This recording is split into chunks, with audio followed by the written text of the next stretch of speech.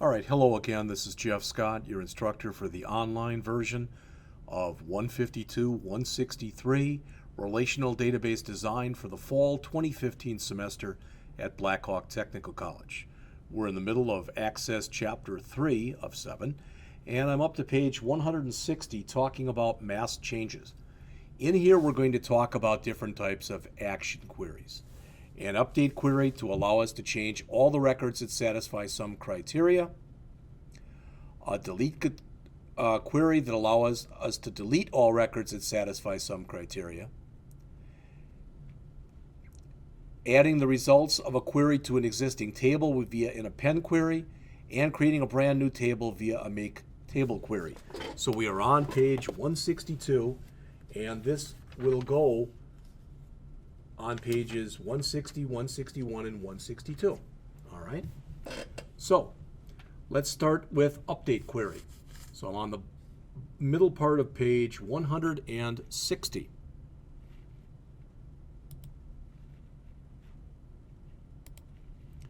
All right. Back over here, I'm using my database. Okay. And let's see. Create a new query for the customer table. Well, we've already got our customer table open, so let's save it and let's close it. All right. Let's bring back our navigation page. Click the Create menu option, which brings up the Create ribbon, and we're going to choose, let's see, tap or click the Update button.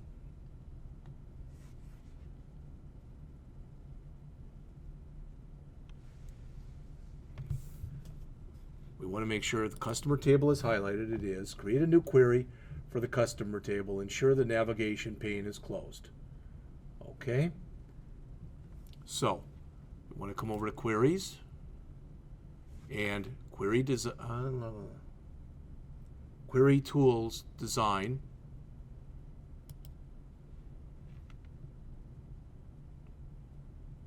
And we want to add the customer table. There we go. That's what I wanted to do. I'm going to space this out a bit so we can see all of it. Done this before for you. All right, here are our action queries. Okay? All right. So what we want to do here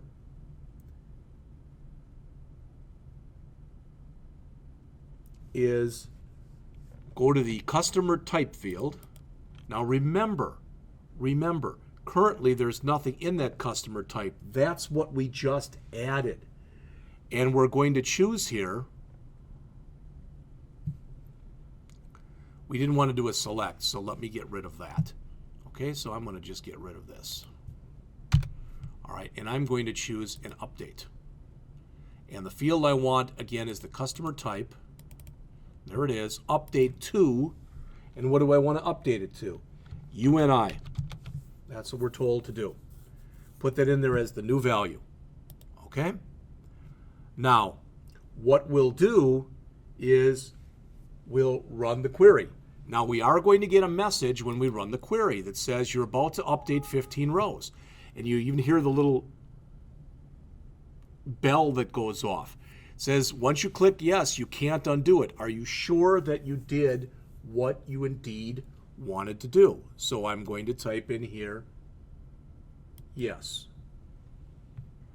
All right. Now, I am going to save this query. And I'm going to call this CH3 update query. But I don't want to keep running it because that will assure that every time I go and run it, that the customer type will always be UNI and nothing else. We'll put a 01 on there in case we run anymore. I don't think we are going to. So, all right, now I'm going to close this, and I'm going to go back and bring up my customer table. Now, previously, this field under customer type was empty because that was what we just added. And notice now it says UNI in each one. All right. So we were able to change the customer type for every single customer at one time. All right, so that's it for the update. To use a delete query, bottom of page 161, And we would do the same thing. So in other words, I'll show you what we would do for all these. So let me close this. Yeah, I'll save this. That's fine. And I'll go back and I'll bring the table. Let's see. I want to come in here and I want to create a new query. All right, so create, query design, bring up the customer table. All right, add, close. You've seen this before. All right, this time if I were to choose delete, all right, and I could delete, for example, what do I want to delete? Okay, I could go in there and indicate the fields and the criteria that I want to delete. So for instance, I could remove every customer name where the name was equal to Jeff Scott. There isn't one in there, but I could do that. And again, remember, behind the scenes, it's writing this query for me. Delete the customer name from customer where customer name equals Jeff Scott. Now notice if I tell it to run, it's going to say you're about to delete 0 rows. It still is telling me that, but it's telling me there's nothing that meets my criteria. I'm just going to type in a no, and I'm going to go back again, whoops, into design view. All right, so that's how I would do that. If I decided I wanted to do an update, I could click on the update. And for instance, let's say that every time that the city was Gaston, update to, I'm going to say update to Gaston with an E on the end. The criteria is it currently has to equal Gaston. So I'm changing it from Gaston to Gaston. And if I tell it to run, it's telling me it's going to update those 2 rows. Well, I don't want them updated, so I'm going to click no.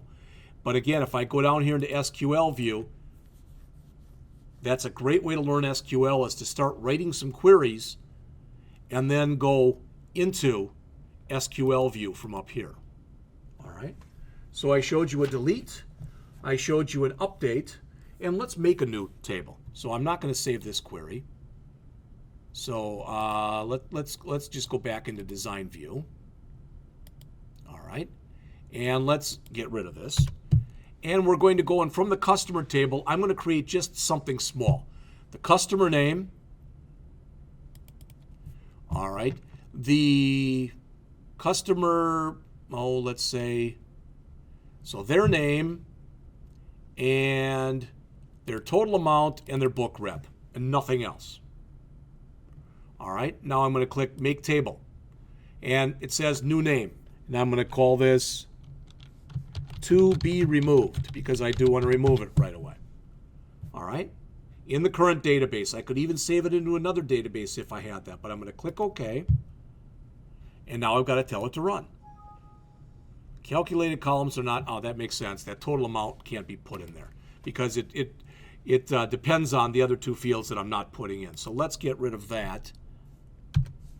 And let's put in,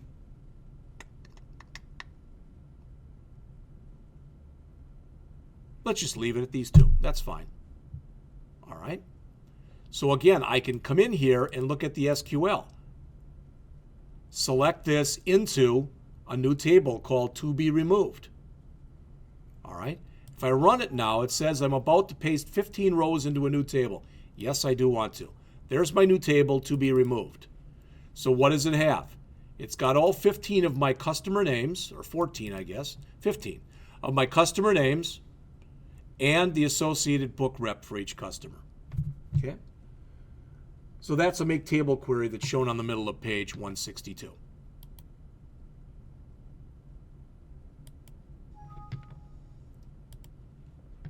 And I'm going to close this. And sure, I'll change this. So I'll call this CH3 Make Table Query 01. Okay? And I don't want this to be removed anymore, so I'm just going to delete it. There you go. You'll notice how when we look at these, they're action queries, so they have a different looking icon. Okay. All right, let's talk validation rules. So I'm on the bottom of page 162. We're going to talk validation rules and validation text. So first, they tell us to come in here on 163 and change the field size. So we want to bring up the customer table. I'll bring it up in design view. And they want us to come in and under the street field, they want us to change it from its current size of 20 to 25. There we go. So that's now 25. And the customer name field is a required field, so we're clicking in there. And then down below in here, under required, we want to make sure that that says yes.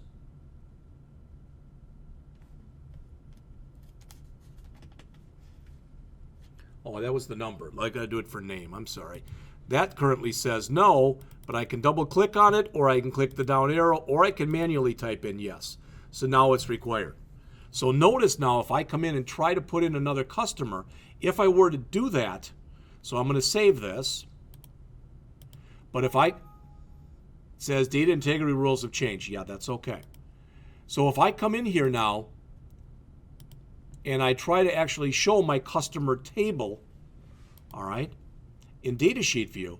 Now, if I were to come in here and add a new record and I left the customer name out, I'd get an error message, all right? And that's what they're specifying on page 163.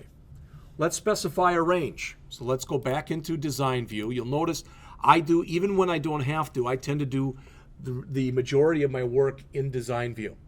So I want to come out in here into the returns. And I want to come in and put in a validation rule. And I've got to say it must be greater than or equal to 0 and less than or equal to 30,000. What I've just done in there is I've typed in what's also known as a business rule. And that says that at this company, if you're going to return something, it has to be worth at least nothing, and it can't be worth more than $30,000. Okay. The validation text, we're going to say must be at least 000 and at most $30,000.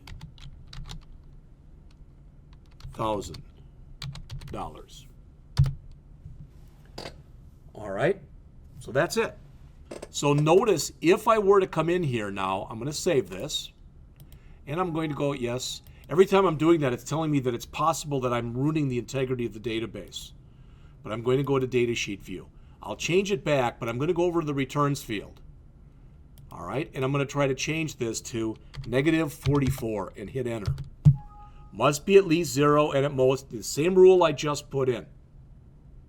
Okay, so let's change it back. It was 0. And let's go to this last one, which is 943.34. I'm going to copy that just so I have it.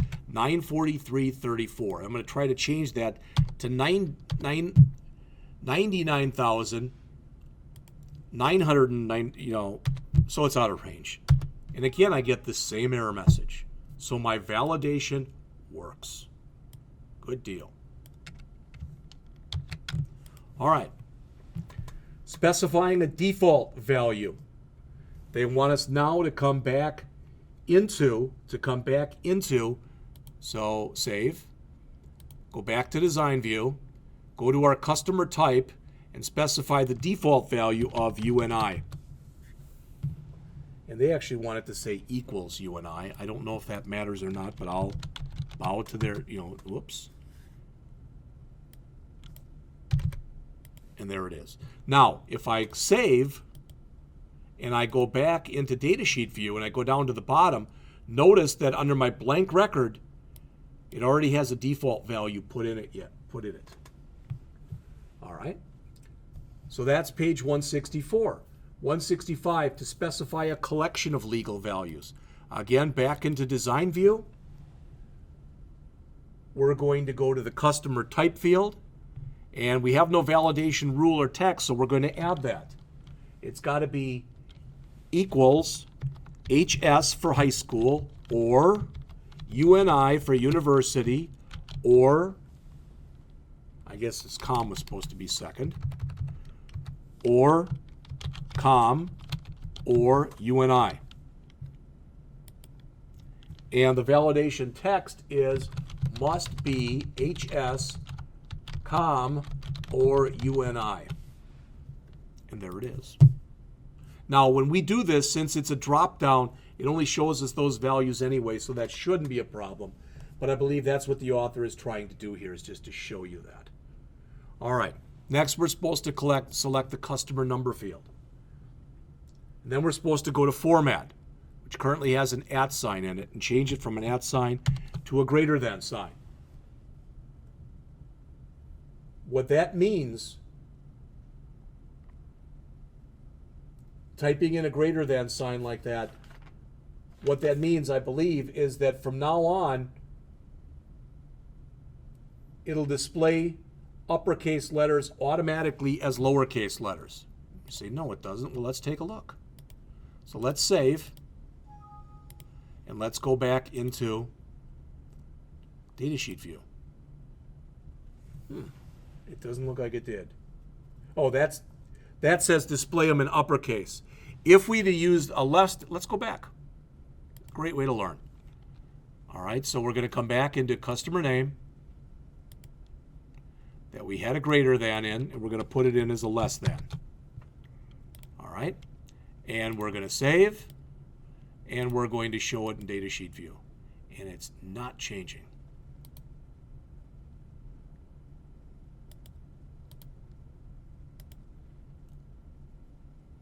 It's got the less than.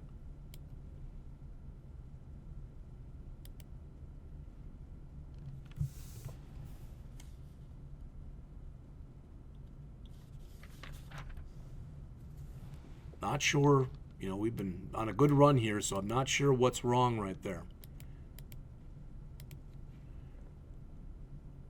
Let's save. But it's not changing those. Oh, it's changing these. I'm sorry. Notice they're all lowercase now. Thank you. All right, we'll go back again. And we'll make it a greater than sign. We'll again save. We'll again go into Datasheet view, and now they're all uppercase. I don't think there is one in there for mixed case. In fact, that might have been what was in there originally. All right, so we'll go back into design view, and we'll change this to an @ sign. We'll save, and we'll go back into Datasheet view. There we go. So you've seen all of them. All right. Middle of page 166, updating a table that contains validation rules. Now that the Bavant database contains validation rules, access restricts the user from entering data that is invalid or is improperly formatted. So if we came back in here, for example, and we tried to change this from UNI to manually change it to XXX, and we moved over, must be HS, com, or UNI. All right, that's the message that they're showing in figure 3-44 on page 167. All right, so I'll change it back again to UNI. We've already looked at the one in 345 where we put something in that's out of range. All right, if we try, I'm going to go back to the customer name field, and I'm going to Cowpens ISD. I'm going to remove it, and then try, boom. All right. If we try to save it now, it allowed us to save it. I'm surprised. I guess I didn't put that one in. That was a required field also, I think. Okay, so let's go back. We'll fix it. All right, let's go back into design view, and we'll take customer name, and under required, it said yes. Allow 0 length. No. All right, so let's save. That's what happened, I believe, is because I had a 0 length in there. So let's go back to design view. I'm sorry, go back to datasheet view. Let's go to Cowpens again. We'll pick a different one. Dart Community College. It's gone. You must enter a value. Notice that's the default access. I could have put in any validation text that I wanted in there. All right. So that's all the stuff on 167. All right. So we're supposed to go in now and make some changes to some of the contents on 168, 169. Looks like I'm going to skip the stuff on 170 because it's on a multi-valued lookup. And then we're going to go in to update the form and the report. Do a little bit of work with aesthetics. And then get to referential integrity. Okay? So to change the contents of the field, they want us to open up the customer table in design view. There it is. Tap or click the street field for customer. Oh, can't be in there. It has to be in here. TS0, so tap their street field.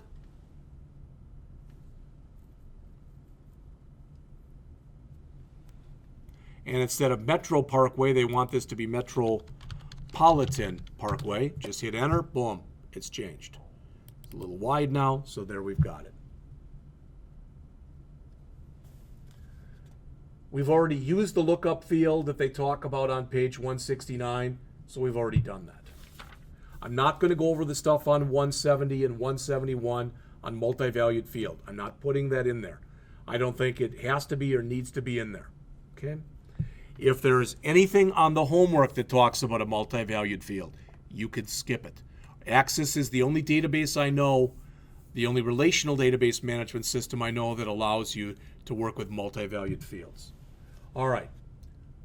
So we want to update a form. It says in the first chapter you created a form that was a simple form with all the fields in the customer table. Now that you've added fields, the form you created is no longer viable.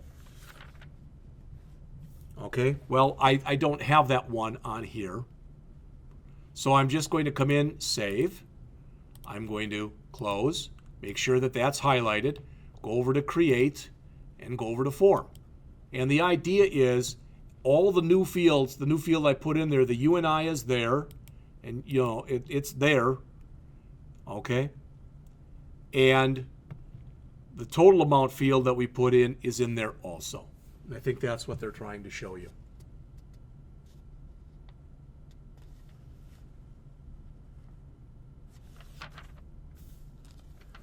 All right. In much the same way, there was a report that we did. So let's save this. This will be CH3 updated customer form. Whoops. All right, so there it is right there.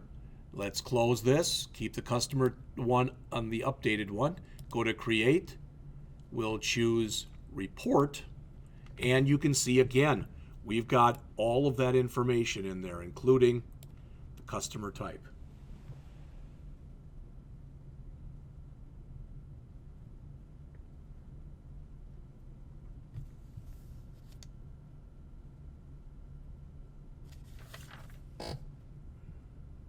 We've also got the total amount field in here. Okay? Just keeping it simple. All right. So let's save this. And this will be CH3 updated customer report. All right, so we've got that report. That brings us to page 175, changing the appearance of the data sheet. All right, so we'll close this, we'll save and close, and we're told to open up the book rep table. There it is. You can change the appearance of a data sheet in a variety of ways. You can include totals in the data sheet. You can also change the appearance of grid lines. So open the book rep table and close the navigation pane. So now we can see all of it. Tap or click the totals button right there.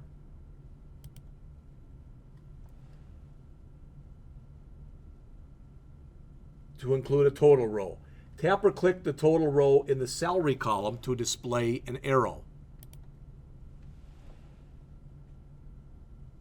Tap or click the arrow to display a menu of available calculations. Well, let's put sum in there. I think that's what, that is what they ask us to do. And you'll notice that it's $94,500, which is the sum of $31,500, $29,000, $26,250, and $77,50.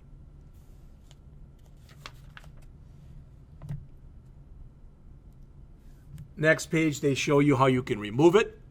I'm just going to leave it in there. I don't think it'll hurt anything, at least. All right. So if you want to remove, we can remove it. It says tap or click the totals button again on the home tab, and boom, it's gone. All right. Change the grid lines, pages 176 and 177. The following steps change the data sheet so only horizontal grid lines are included. All right. So open the book rep table, close the navigation pane. We've done that. Tap or click the datasheet selector in the upper left corner of the datasheet. Datasheet selector. I think that's here. Nope.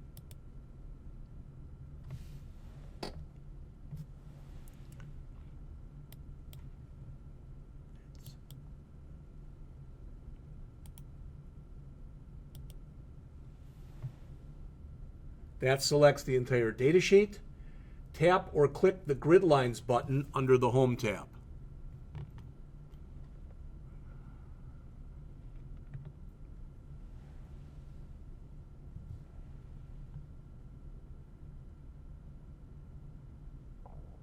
Okay. And it's currently set to both. They want us to choose horizontal. And notice how this changes. We no longer see the vertical grid lines. Okay, probably looks a little bit nicer. We will save and close. All right. Middle of page 177, to change the color and font of the data sheet. They want us to, I guess I should have kept up the book rep table. It says tap or click the alternate row color button, which is under home text formatting.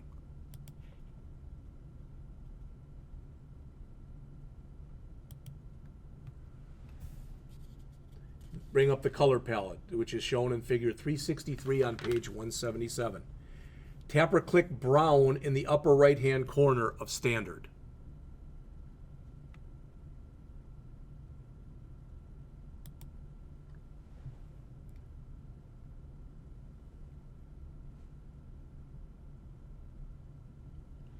All right, and that is the alternate color.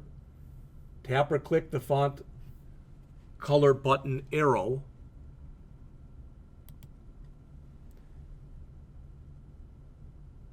Scroll down.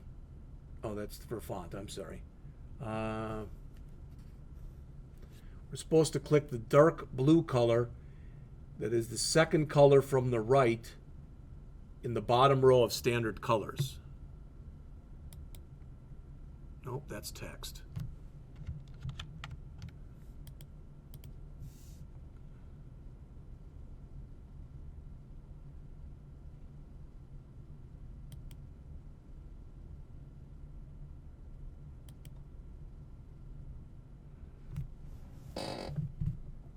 Tap or click the, that is the font color. That's what they want us to change. I'm sorry, I did it correctly. All righty. So, boom, boom. All right, now we've changed the coloring. Okay.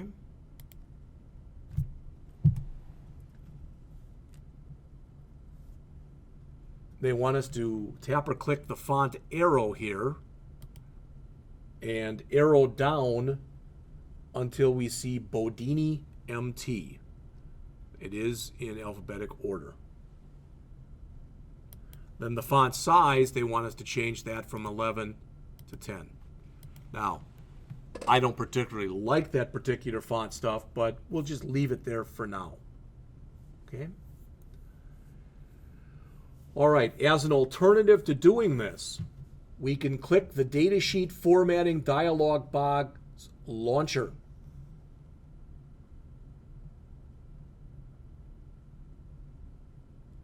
That's the arrow at the right of the text formatting group.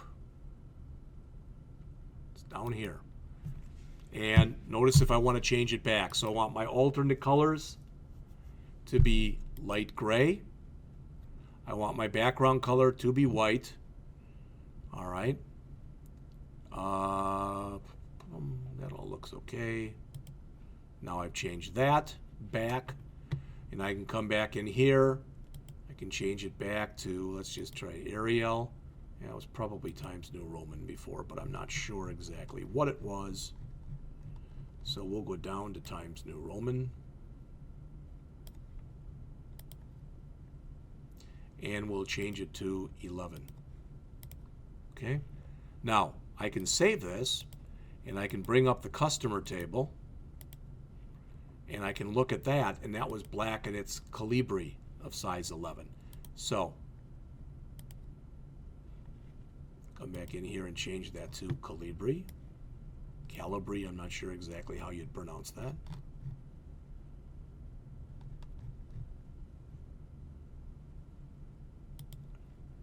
All right, and then finally the color set back to automatic, and it should be the way that it was before.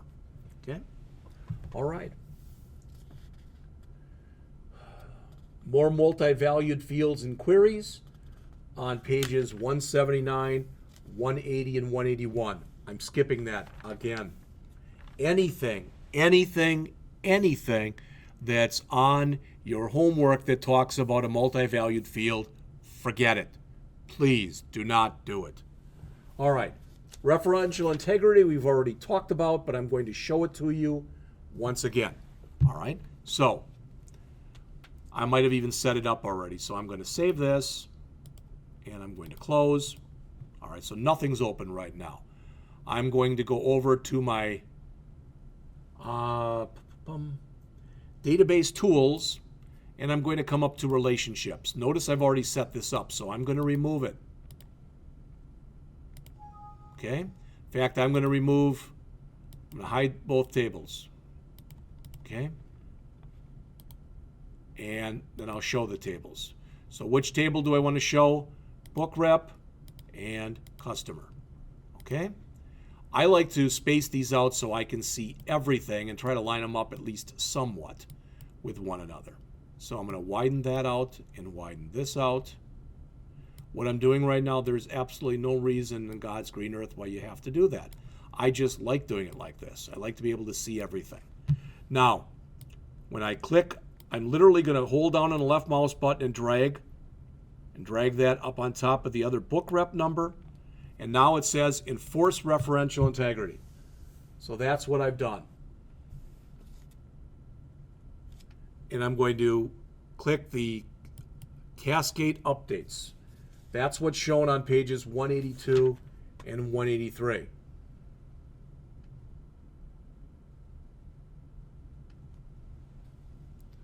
Click create, and there it is. It says, I'm on the middle of page 184, tap or click the Save button on the Access toolbar to save the relationship you just created. And I just did. So I can close that now.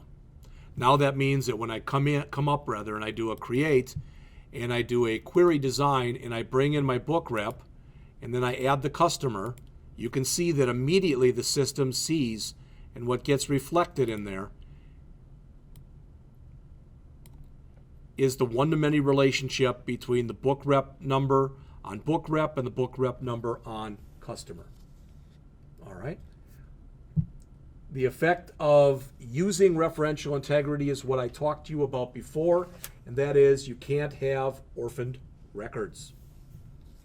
All right, let's use a sub-data sheet. Okay, so let's close this. That query, let's just say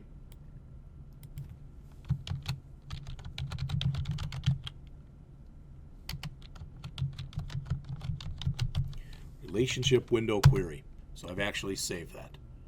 All right. So just so if I wanted to come back and look at it, I'd be able to do so. Close. Okay.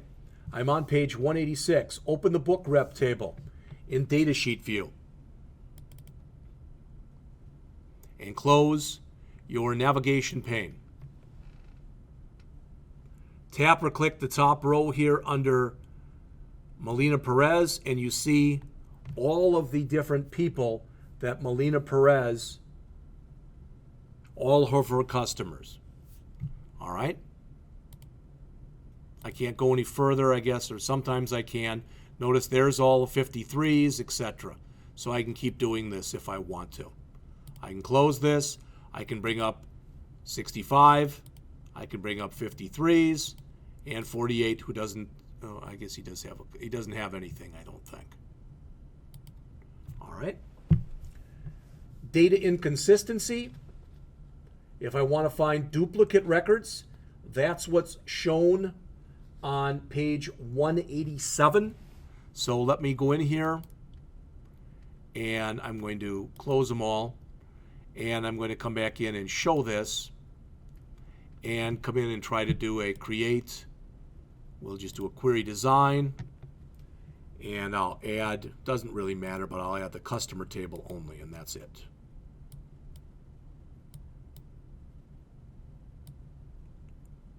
All right. Now, if I came in here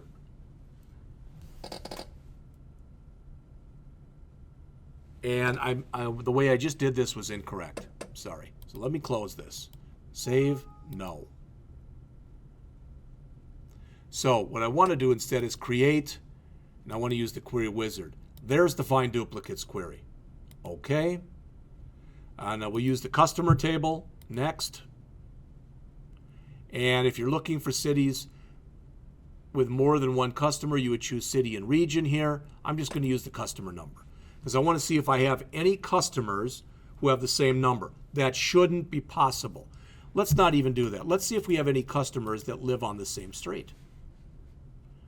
If we did, we'd actually be saying there, well, that's okay. Let's just do that. Do you want to show fields in addition for duplicate values? No. All right, so I'll call this CH3 find duplicates for customer. And there aren't any. Okay. That doesn't mean that I wrote the query wrong. That means that there's nothing that meets my criteria. Okay. So I've got that one written. I'm going to close this. And I'm going to go back and do an unmatched records. That I think we actually can do. So we're going to come in here and we're going to bring up the book rep in using the query wizard, find unmatched query, boom. Book rep, next. From the customer table, next. What piece of information is in both tables? That's correct. Next. What fields do you want to see in the query result? Just put all of them. Next. And we'll call this CH3 book rep without matching customer. And we can see that Michael Statnick does not have any customers. Notice he doesn't have a plus sign here like we saw before. All right, there's no plus sign there. Okay, the reason we might want to do this is, again, imagine we're a marketing department or something for a company.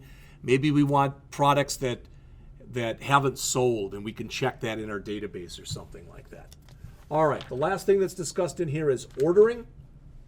To change the order in which records appear, you can use the ascending and descending. You've already seen this kind of thing, but let's save this and close this, bring up the customer table. Right now it's being shown by customer number. If I click in here and I choose sort, I guess that's in alphabetic order also. Let's try here, city, and again we'll sort it A to Z, boom. You can see what happened. You can use state in reverse order and you see what happens. Go back to customer number. All right, and I'm back.